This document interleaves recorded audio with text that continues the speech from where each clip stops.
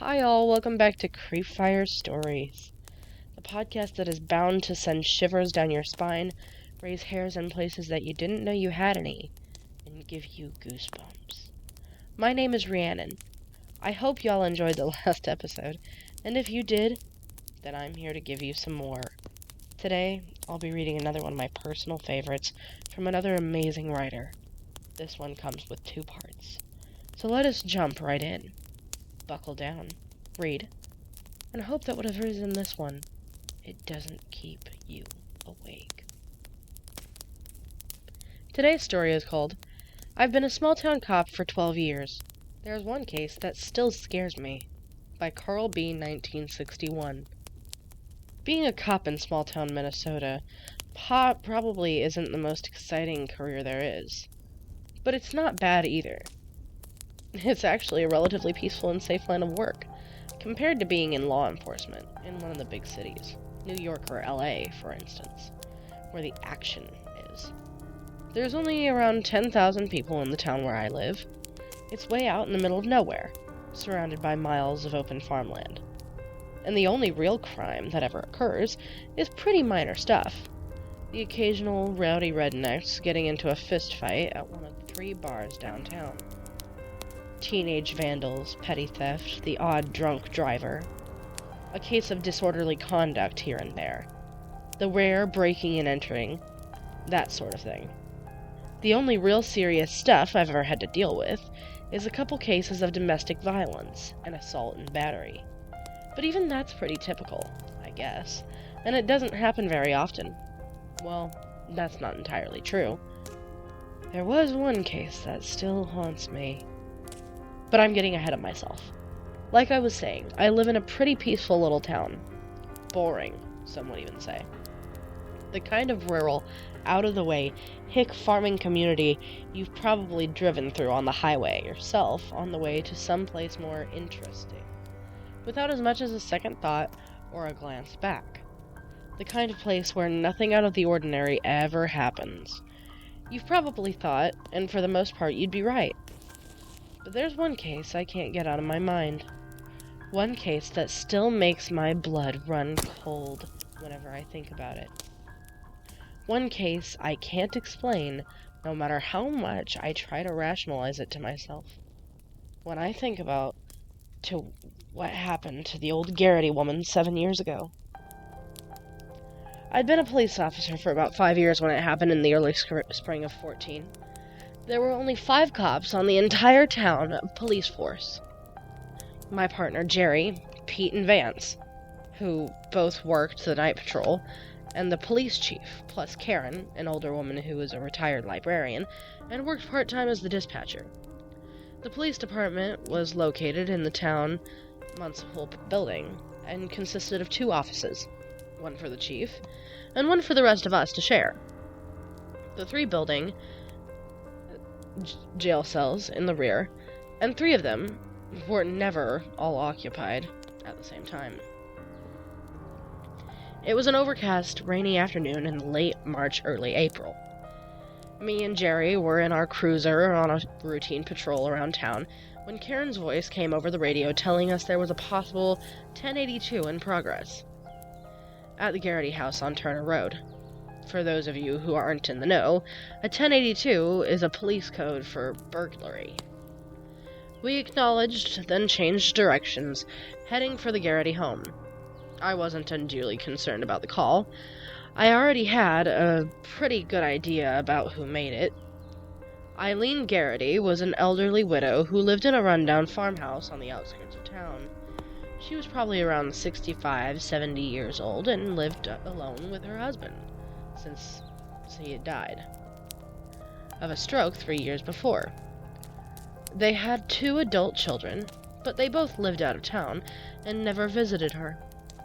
Since her husband's death, she had developed something of a reputation for being eccentric, to put it nicely, or crazy, to put it not so nicely.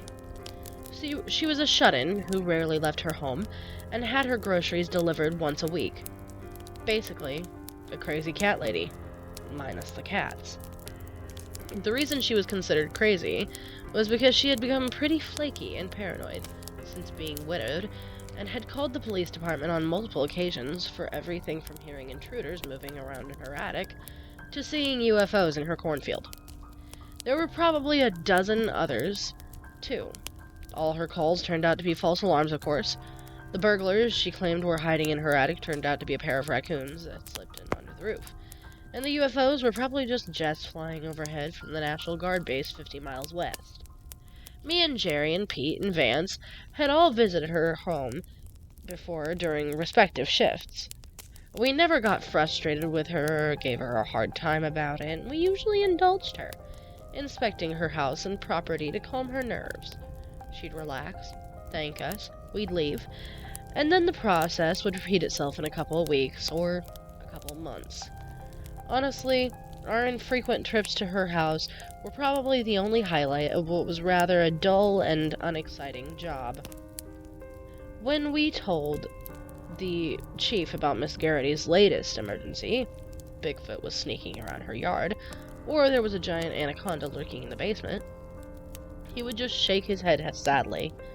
When Vance and Pete were the ones who had to deal with her, they'd tell us all about her most recent ordeal when me and Jerry saw them at the end of their shifts and start of ours. We'd usually smirk in a mean-spirited way, and Pete would twirl his finger next to his temple before they left. Jerry and I just felt so sorry for the old woman. It couldn't have been easy for her, a frail, nervous, lonely woman living all alone in that old crumbling house with no friends or close family.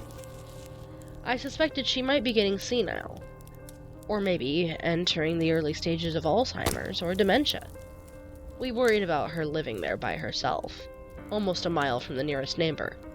If her health suddenly turned bad, or if she had an accident and couldn't call for help, well, there wasn't really much we could do about it. A couple of times I looked in the numbers for her daughter and son and tried calling them about possibly placing her in an assisted living home or a mental health facility. But the one time I managed to reach her son, and I was explaining his mother's situation to him, he interrupted me, telling me he was too busy at the moment and would call me back, then abruptly ended the call. He never did call me back. From then on, they always happened to be unavailable, and never answered any of the voicemail messages I left them. So Jerry and me turned onto the Turner Road and drove up to Mrs. Garrity's house on the gray, rainy, late spring day. Certain that the old woman was just overreacting yet again in something relatively minor, and her imagination was playing tricks on her. She was waiting for us outside on her porch when we pulled to a stop.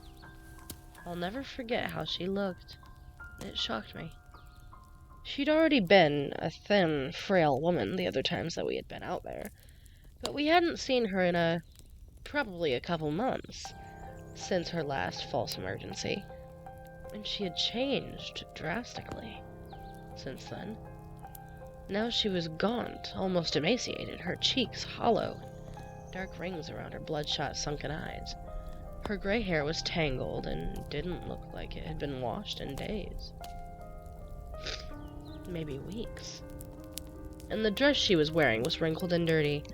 Her physical appearance was alarming enough, and there was also something about the way she was staring at both of us with those dark, dull eyes that seemed to look at us, through us, and past us all at once. It reminded me of old photos I had seen of American soldiers in Vietnam. The blank, expressionless, shell-shocked look of someone who had been through more horror than any ordinary person should have to endure. Me and Jerry exchanged a shocked look, and then got out and approached the old woman. "What seems to be the trouble, Mrs. Garrity?" Jerry asked her, amiably, trying to keep his voice nonchalant. "There's something in my house," she told us, in a flat, toneless voice. She was shaking slightly, a woman on the verge of a total physical and mental exhaustion. The way she phrased it, not someone, but something, made me raise my eyebrow. "Well, you just gotta wait here, and we'll go have a look and make sure it's safe," I told her, Trying not to sound too patronizing, I looked to Jerry and nodded. We drew our pistols and stepped past Mrs. Garrity, cautiously entering the house. We did a routine sweep of the first floor, guns leveled, then headed upstairs. It only took about 5 minutes to check out the house. We had done it so many times before, we had the layout down pat. And there was no sign of any intruders or evidence of a breaking and entering, but I saw plenty of other things that disturbed me deeply. For one thing, the place was a total mess. The house had already been pretty decrepit, but Mrs. Garrity had still taken pride at how clean she kept it, and it had always been spick and span on our earlier visits. Now, dirty dishes were stacked high in the kitchen sink, the counters were dirty, and trash and dirty laundry littered the floors. I also noticed that Mrs. Garrity's pillows and blankets were lying rumpled on the couch in the living room. The surface of the coffee table in front of it was cluttered with half-drunk cups of coffee, open containers of food, a Bible, and a rosary. It looked like she'd been eating and sleeping in the living room for some time. When we went upstairs, sure enough, the bed in Mrs. Garrity's room was bare, and the room itself looked like it had been vacant for quite a while. There was also something in the living room that really alarmed me. Leaning in one corner was an old double-barrel shotgun that had probably belonged to her late husband, Jerry. Picked it up, broke it open, and found 2 spent shells in the chamber. He took one out, sniffed it, and then told me the gun had been fired very recently. We also discovered something else very bizarre.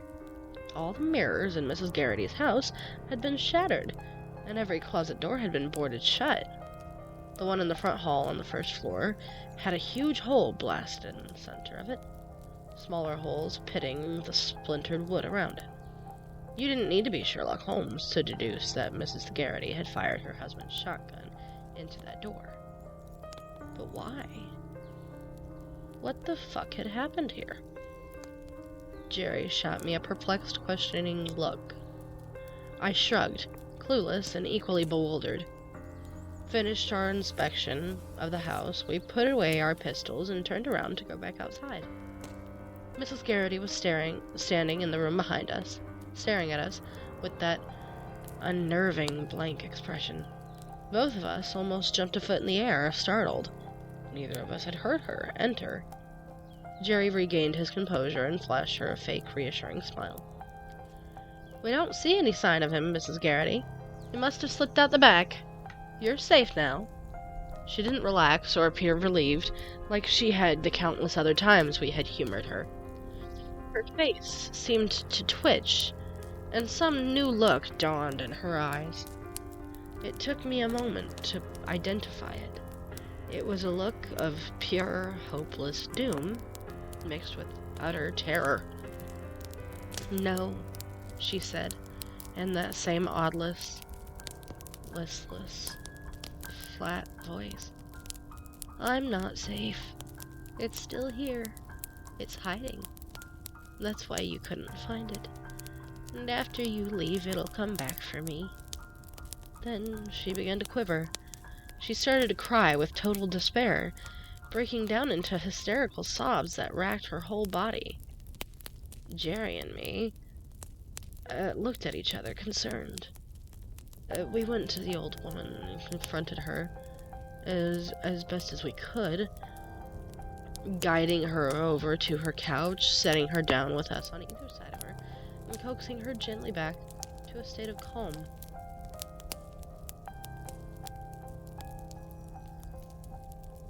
"It started about a month ago," she said. "That's when I first heard the scratching at my closet door. A soft, slow, steady scratching that seemed to come from inside her bedroom closet at night.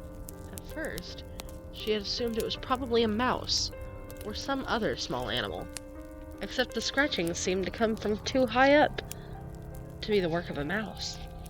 Whenever she opened the closet door, always after the scratching had ceased, there had been nothing there. Several times she had started opening the closet door, while the scratching was in progress to get to the bottom of it once and for all. But each time she had grasped the knob, she had been overwhelmed with a sudden, overwhelming, irrational sense of unease, and had been unable to do it. Overwhelmed with a sudden, irrational sense of unease, she thought that the scratching sounded too deliberate, too gently, too deceptively harmless, as if something was trying to lure her into opening the closet door. To be safe, she had started locking her closet door at night. Over the next several days, the scratching had gotten louder and more intense, as if something was trying to tunnel its way through the wood. One day, she opened her closet door and found claw marks on the other side. Claw marks that were 6 feet off the ground. Claw marks that looked like they had been made by human fingernails. The horror that really started from Mrs. Garrity, about a week after she first heard the scratching. One night, she awoke to a voice softly calling for her. A voice that seemed to be coming from the locked closet door. She was bewildered, even more so because she recognized that voice. It belonged to Bill, her dead husband. Bill's voice had pleaded for her to open the closet door, telling her that God had sent him down to take her up to heaven, where they could be together again, and young like they had used to be, forever. At this point, Jerry had looked at me, wide-eyed from the other side of the couch. Well, then what happened? I prodded her gently. I thought I was dreaming, Mrs. Garrity said. I thought it had to be a dream. Poor Bill had been gone for 3 years, and since I was having a dream, I didn't see no harm in doing what he was asking me to. I got out of bed and went to the closet. I reached for the lock. But then I stopped. Something didn't seem right. I reached for the lock. It was Bill's voice, and it seemed perfectly normal, but somehow it was wrong, too, the way he was talking. It wasn't like how Bill used to talk. It was like a stranger was using Bill's voice, trying to trick me into opening that closet door. That doesn't make much sense, does it? Actually, nothing she was telling us made sense. But we just asked her to continue telling her story. Bill, or whoever or whatever was using his voice, had continued to beg her to unlock the closet. When she had refused, the voice changed, becoming harsh and belligerent. It had angrily demanded she open the door, and when she had still refused, it had begun to shout at her, using profanity and making obscene threats. Things Bill never would have said to me while he was alive, before beginning to pound violently on the door. The voice had begun to change, no longer sounding like her late husband's. It had become deeper and distorted until it didn't sound human. In terror, she had fled her bedroom and spent the night on the couch downstairs. Eventually, the pounding and the threats had stopped. Mrs. Garrity, Jerry politely interrupted her at this point. Why didn't you call us at the police station when this happened? She was silent for a moment. Then a small, bitter smile formed on her lips. I thought you'd think I was just imagining it, she told it. I know people in town think I'm a crazy old lady, and I've had you all out here so many times before for things that turned out to be nothing. I thought maybe it was all in my head, and I didn't want to bother you about it. Things had escalated pretty quickly from there. The pounding and threats had continued every night. She had been too scared to sleep in her bedroom, and had started sleeping on the living room couch. Then one night the pounding had begun, not just on her bedroom closet door, but all the closet doors in the house, all at the same time, like there were people in all of them trying to get out at once, she told us. It was the same voice in every closet, the same horrible voice. In fear, she had nailed all the closet doors shut, trying to keep the thing, whatever it was, from coming out to get her. Then, about 2 weeks ago, something even more terrifying had happened. She had been in her bathroom and was washing her hands in the sink when she had looked up into the medicine cabinet mirror. Here she paused. "What did you see?" Jerry asked her. "I saw it," she said in a choked whimper. "I saw its face instead of my own. It was wearing a black robe with a hood, and its face was just a grinning skull. A skull with horns. Its eyes were red, the eyes of the devil himself. I don't mean I saw it standing behind me in the mirror. It was in the mirror itself." I felt a shiver crawl up my spine. It reached out in the mirror. It didn't have hands, it had claws. And it tried to grab me. In horror, she had thrown a bottle of lotion in the mirror, shattering the glass. Then, to be safe, had done the same to all the other mirrors in the house. "How could you stay in this house with all of that happening to you?" I asked her. She shrugged sadly. "I don't have anywhere else to go. No one else who will take me in. The nights were awful, but it was always better during the days. At least then I could get some sleep. It always stopped my morning and never happened during the day." She suddenly shuddered. "Until 3 days ago. Then it started happening all the time, day and night. I wasn't safe no matter what time it was." It had all come to a head late this morning. The pounding had gradually gotten more violent and forceful until all the closet doors were rattling in their frames. Mrs. Garrity knew that even with the boards nailed over them, it was only a matter of time until that thing broke through. In desperation, she had begun praying and reading from the Bible, which had only caused the entity in the closet to laugh at her mockingly. Finally, she had gotten out Bill's shotgun and fired it through the closet door. For a minute or so, there wasn't a sound, she told us. I started to think it was finally over. Then, I saw one of those red eyes burning in the dark, in the hole the shotgun had made. It chuckled and it said one word to me. "What word did it say?" I asked her. "Tonight," she said, and began to tremble. She lowered her head into her hands and began to sob again. Jerry and I were silent for some time, trying to absorb what she had just told us. We looked at each other, deeply troubled by her story. Neither of us actually believed it, of course, but it was obvious that the poor woman was deeply disturbed. She was having some kind of nervous breakdown. Maybe her frayed grip on reality had finally snapped, or maybe it was old age. It was taking a toll on her mind. One thing was clear. It wasn't safe for her to be alone anymore. Especially not here. It was not healthy for her. Hell, for all we knew, maybe her paranoid delusions were the result of some dangerous form of mold that had formed in the house. Jerry had excused ourselves for a moment. Then we stepped outside to talk in private. We both agreed she needed help. She needed to be institutionalized. But for now, it was best she stay somewhere else. We went back in and told Mrs. Garrity she was coming with us. She was going to spend the night in a motel room in town. And tomorrow, Jerry added, we were going to find a priest who would come and exorcise the evil spirit that had been bothering her, getting rid of it once and for all. She broke down again, this time crying in relief, and hugged me and my partner, thanking us over and over again.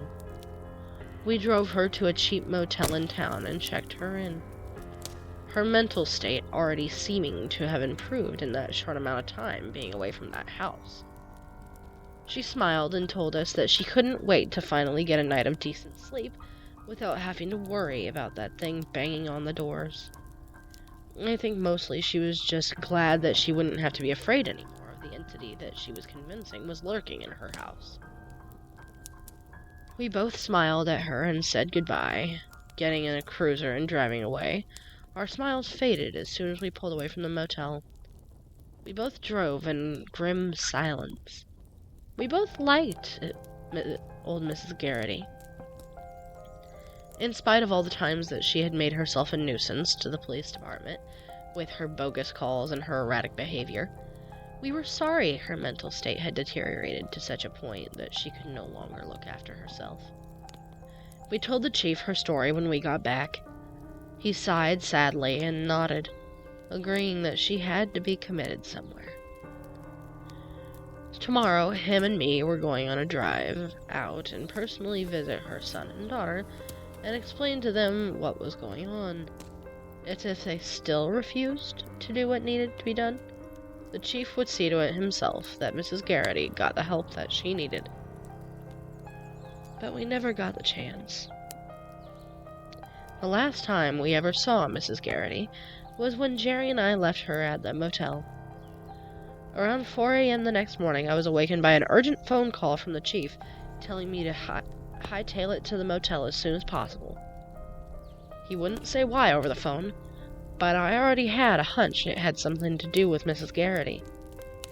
I felt an awful sense of dread as I got dressed. I wondered if maybe she had taken her own life in her motel room after we had left her. After I arrived outside the motel, my fears were confirmed when I saw crime scene tape blocking the door to Mrs. Garrity's room. The chief, along with Jerry and Pete and Vance, were gathered outside, along with a couple cops from the state police and a pair of detectives from the city. The chief greeted me with a grave expression as I approached. He told Mrs. Garrity was gone. I first thought that he meant that she was dead, but then, seeing the solemn look on my face, he clarified himself. She was literally gone. I looked at him confused. I saw something in his eyes I had never seen before, something that caused a ripple of fear in my heart. The chief was scared. He told me he didn't know what to make of it himself. People in the neighboring rooms had heard blood-curdling screams and sound of violence coming from Garrity's room around 2 a.m. Then nothing. They had called the police department. Pete and Vance had been the first to arrive. They had pounded on the door, but there had been no response. They had forced the door open. When they saw what was inside, they had called the chief himself. What'd they find? I asked him. Maybe you ought to come see for yourself, he told me, leading to the doorway, and under the crime scene tape, he explained to me that they had found no sign of forced entry, and that the door and the windows of the motel room had all still been locked from the inside when Pete and Vance showed up. I took a look around, feeling a shiver run through my body. There was a fresh blood splattered around the room. On the sheets, on the walls, the floor, even the ceiling. The blood-stained bed sheets had been ripped away from the mattress, as if someone had desperately tried holding on to them as they were pulled out of the bed. There were 10 very thin trails of blood on the carpet, leading away from the bed. 10 thin trails of blood that had been made by 10 desperate, terrified fingers clawing for purchase as their owner was dragged away. I followed the bloody finger marks across the floor, away from the bed, to where they ended, at the closet. I looked at them, then I looked at the chief. He looked back at me, his face hard and impassive, but fear gleaming in his eyes. I approached the closet. The door was standing open. I stood there, looking in for some time. The closet was empty. Completely empty. There wasn't even blood on the floor. And they never found Mrs. Garrity. And that was part 1. Let's get ready for part 2. Yeah, it's me, the small-town Minnesota cop. I told you in my last post that the Garrity case was the scariest thing that's ever happened to me. And that, apart from that, nothing out of the ordinary has ever happened to me in the course of a mostly uneventful and rather dull career enforcing the law in a rural, middle-of-nowhere hick town most of you have probably never even heard of. Well, until about a week ago, that was mostly true. Mostly. But in light of recent circumstances, I feel I have a new story I have to share with you. But first, I have to back up a bit and tell you about something that happened about 3 years ago. It was a strange thing, but at the time I wrote the first story, it hardly seemed important enough to warrant mentioning. Cops get used to dealing with all kinds of weirdos and people reporting, confessing to false crimes, and things of that sort. Usually it's a pissed-off wife trying to get her husband in trouble with a bogus domestic abuse claim, and the rest are cranks seeking attention. People confessing to murders that they didn't commit, etc. I'm sure police departments in the big cities have to put up with crap like that all the time, but even small-town departments get it once in a while. It was, I believe, late June or early July of 19. I was on the night patrol at the time. I usually worked the day, but it was filling in for Vance, because he was going to go and get his appendix removed. Joe, a rookie we took on just the year before, was doing the day patrol with my partner, Jerry. It was an early summer evening, and I was in the office shooting the breeze with Chief and Pete. Just getting ready to punch in for my shift when a woman appeared in the police station, surprising us. I say appeared because afterwards, when the three of us discussed what happened, we were all in agreement when none of us had seen or heard her enter the room. It was as if one moment she wasn't there, and the next she was. She was young, maybe late teens or early 20s, slender, and might have been pretty, but you wouldn't have known that looking at her in her current condition. For one thing, she was soaking wet. I mean, absolutely drenched. Head to foot, her dripping hair was matted and tangled all around her face and her dress, which I noticed looked kind of old-fashioned, was saturated. She was panting, completely out of breath, as if she had just run a mile, and her eyes were frantic and wide with fear. Another thing I noticed was she was very pale. Unnaturally pale. I mean, her skin looked bone white. I guess we were all pretty taken aback by her appearance. For a few seconds, the three of us, me, Pete, and Chief, just gaped at her in shock. "Please," she gasped at us. "You have to help me." The Chief, who had been sitting at his desk, working on a jigsaw puzzle, it had been a pretty slow night, found his voice. "What seems to be the problem, ma'am?" he asked, a little awkwardly. "Someone kidnapped me. I managed to get away. I think they were going to kill me." We all exchanged a sober look. Things like this don't happen very often in our town. "Why don't you have a seat and tell us all about it?" The Chief asked her politely and gestured to an empty chair next to his desk.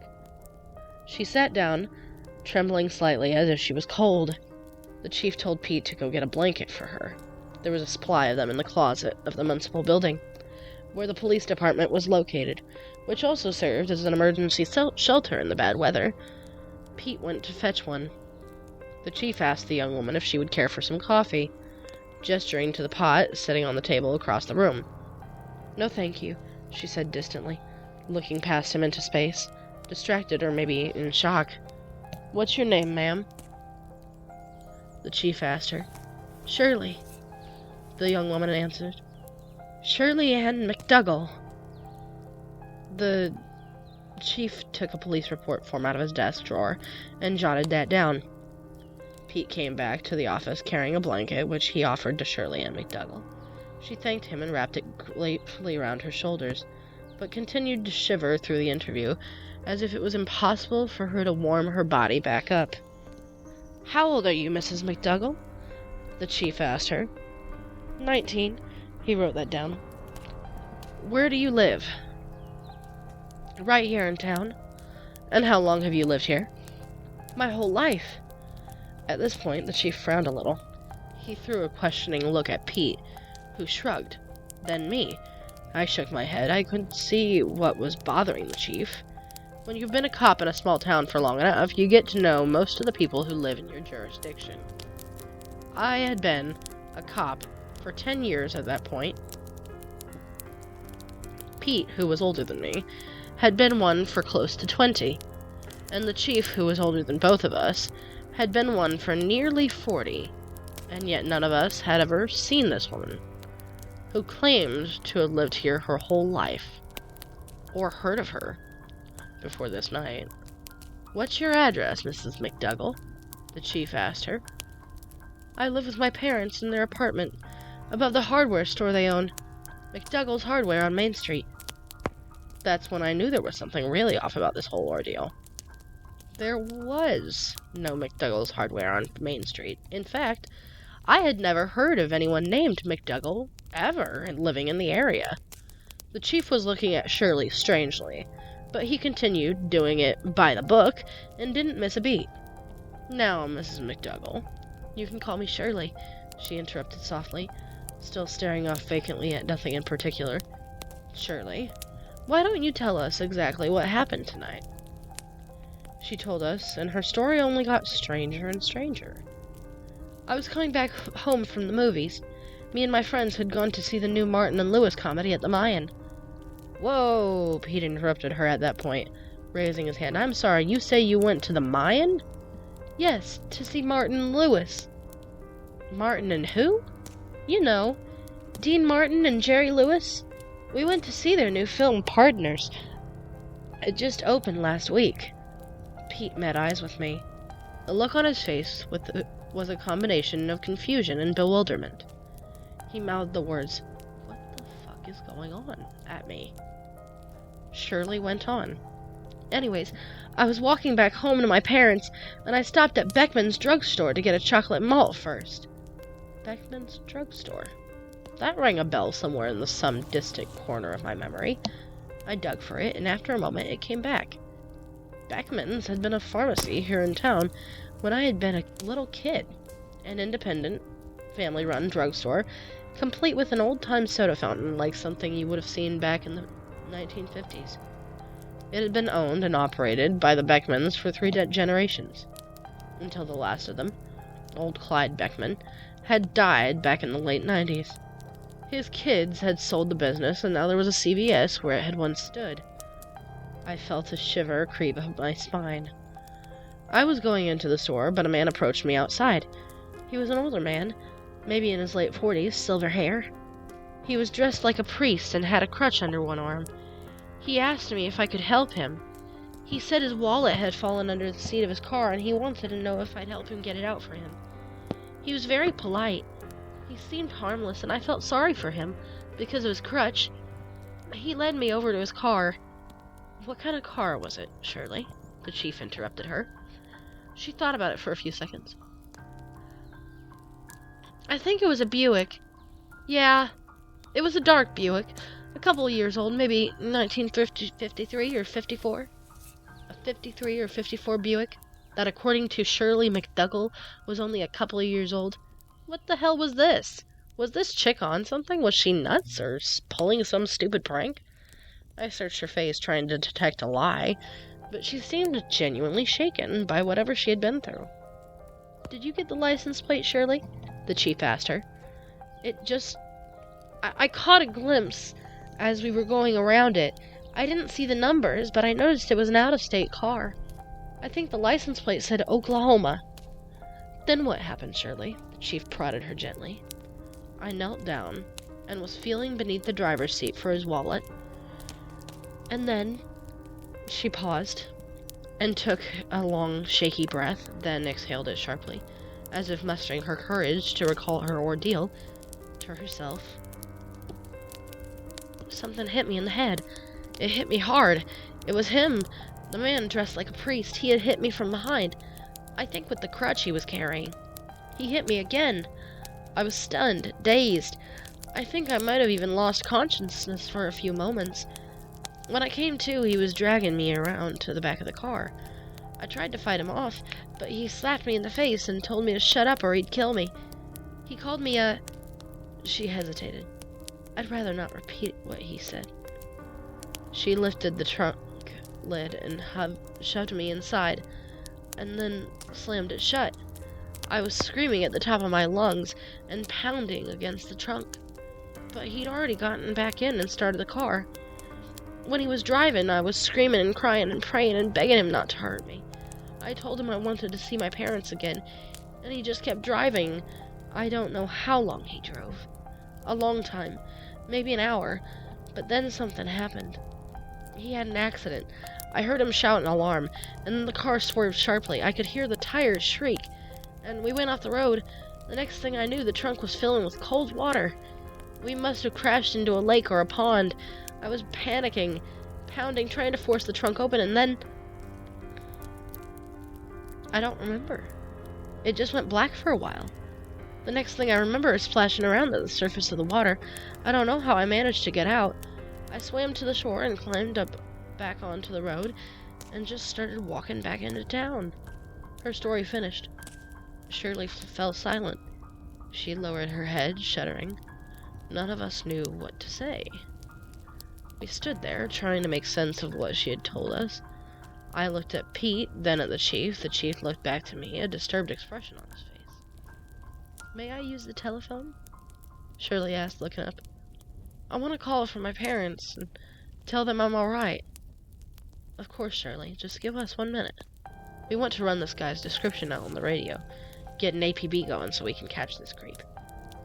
The chief told her in a slightly patronizing manner as he stood up, gesturing for me and Pete to follow him. He led us out of the office and shut the door. What the fuck is she talking about, Chief? Pete asked him in a sotto voice. The Mayan Theater went out of business when I was a kid, about 30 years ago. There's a liquor store there now. Yeah, and McDougall's Hardware is long gone, too, the chief replied.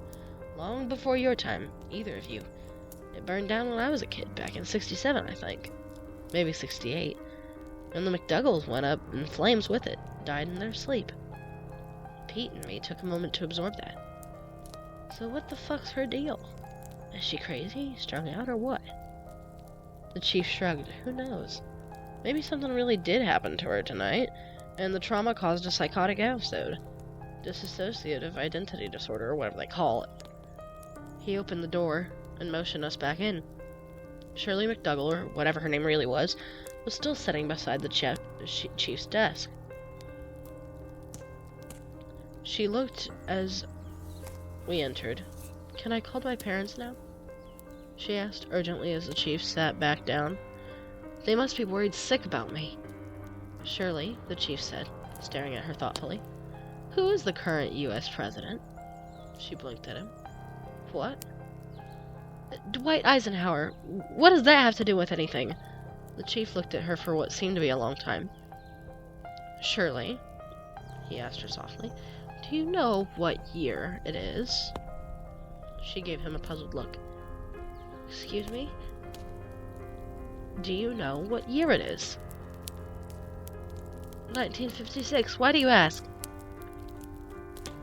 No, Shirley, he said gently, looking at her with compassion. It's not 1956. It's 2019. 1956 was 63 years ago. She looked at him confused. 2019? What are you talking about? Are you crazy? Look at the calendar behind me, Shirley, he told her, pointing at the bulletin board on the wall above him, looking at him suspiciously. Shirley stood and approached the calendar. She stood directly in front of it, staring for some time. Then she backed away, her eyes widening in disbelief. No, this is some sort of trick. It has to be, she stammered, terrified and confused. Shirley, the chief said, pointing at the computer on his desk, have you ever seen one of these before? But Shirley ignored him. Her attention had shifted to a large map of the United States on the opposite wall. She stepped up to it, studying it intently. Hawaii? Alaska? She muttered quietly to herself. She moved to the window and looked outside of the parking lot. The cars, she said, her voice rising in panic. What's wrong with the cars? Why do they look so different? We stood by the chief's desk, just watching her, dumbfounded and not knowing how to react. Shirley turned to face us, beginning to shudder. She fell to her knees, clutching her midsection, her breath heaving in and out like she was hyperventilating.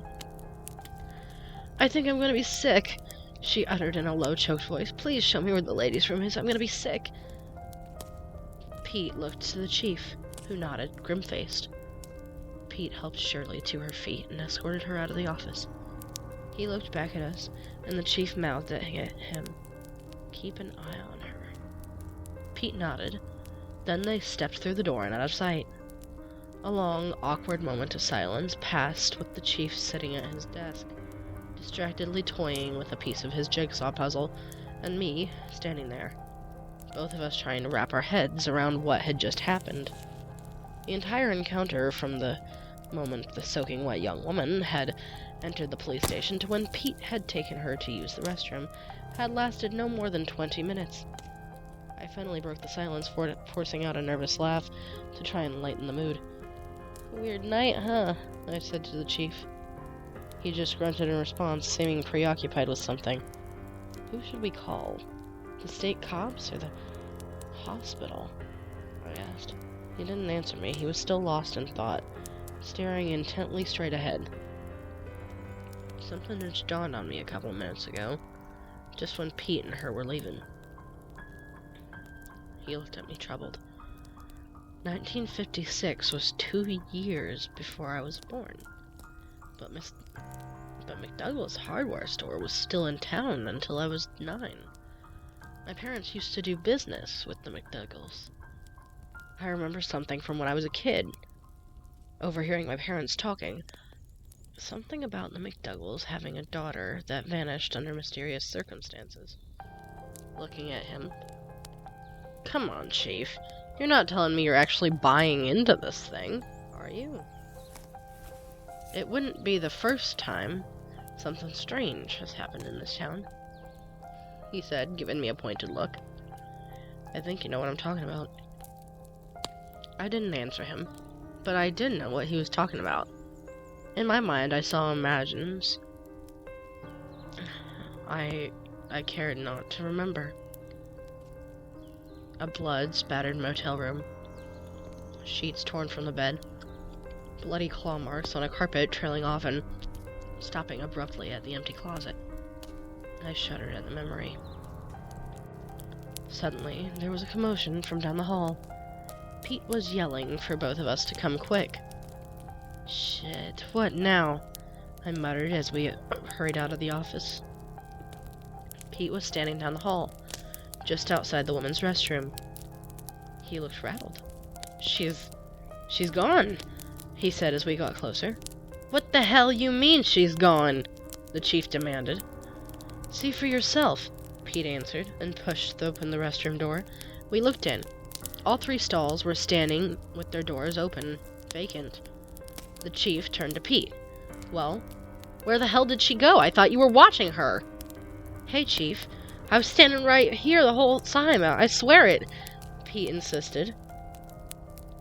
Looking anxious and scared, he muttered something to himself, something I couldn't quite make out. I asked him to repeat it. He looked at me. I had never seen Pete look so frightened in my life. I said, she was cold. When I was helping her up to go to the restroom, my hand touched her arm. It was so cold. It was like touching the skin of the corpse. The chief shot me a grim look when I reciprocated, feeling a stirring of fear in the pit of my stomach. This was too much like what had happened back in 14. The chief and I entered the woman's room and looked back around. There wasn't much to see and no obvious place to hide. 3 empty stalls and a sink. There was a small window directly above the sink. I approached it. certain I was going to find it locked, but the latch was unfastened. I felt a weird sense of relief that this avenue of denial, this fallback position of logical explanation, hadn't been blocked. But otherwise, "Chief," I said, "window's unlocked. Outside, quick," he ordered me. Me and Pete hastily followed him down the hallway to the main entrance of the municipal building. The police department was on the ground level, and that's important. We went outside and looked around. All we saw was the front lawn of the municipal building and the main street beyond it, mostly deserted on this early summer evening.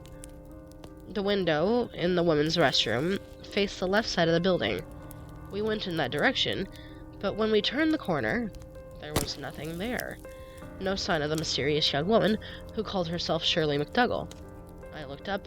The window was about 10 feet above the ground, and while small, it was not impossible for someone with a smaller build like Shirley to have squeezed through it. What I'm getting at is, it was conceivable for her to have escaped out that window, dropped to the ground below, and then disappeared into the night.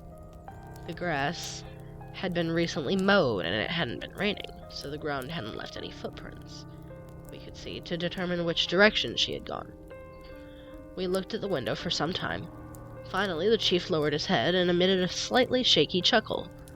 "She must have closed it before she jumped. Guess she was nuts, huh, Chief?" Pete said. "Guess so. Or lying. Or on drugs. Or who the hell knows?" But that troubled, disturbed look was still in the chief's eyes, and I think he was trying to rationalize what had just happened as much as I was. "Let's go back inside," he told me and Pete, and that's just what we did. It was easier for us to believe that he had just been dealing with some deeply disturbed young woman, or a flake looking for attention, because otherwise we would have to accept that... What? We'd been questioning a ghost that summer night? The chief did report the incident to the state police, and they put out an alert for her, but nothing ever came of it, and we never saw or heard from Shirley Ann McDougal again. I did some research in my free time, just out of curiosity, or so I told myself, searching online and looking through old newspapers and town records. There really had been a young woman named Shirley Ann McDougal, a 19-year-old daughter of Wilbur and Harriet McDougal, the owners of McDougal Hardware, and she really did disappear one night in early August of 1956, never to be heard or seen again. But for all I knew, the crazy woman we had dealt with had known about the case and incorporated the details into her delusion.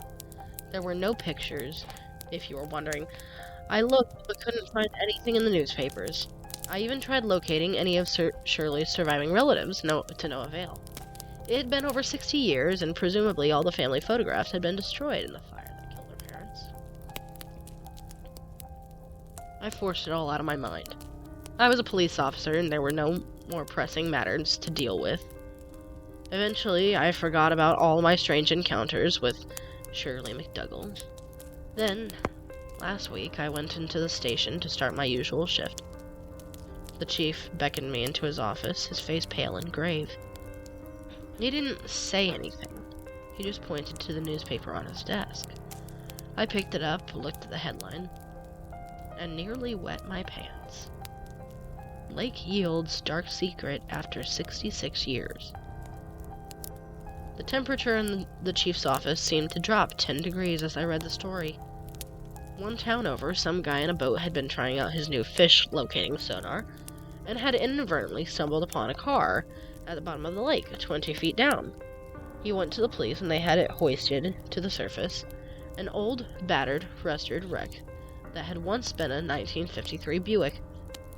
A set of skeletal remains belonging to a man that had been found in the driver's seat. The old Buick had an Oklahoma plate, and when the authorities ran it through the system, they discovered the vehicle was a match for a car registered to a man the FBI had been looking for back in the mid-50s. A drifter and convicted sex offender they suspected of being a serial killer, or a spree killer as they called them back then, who had believed to have abducted and murdered up to 10 women in 6 different states. His last intended victim had managed to escape.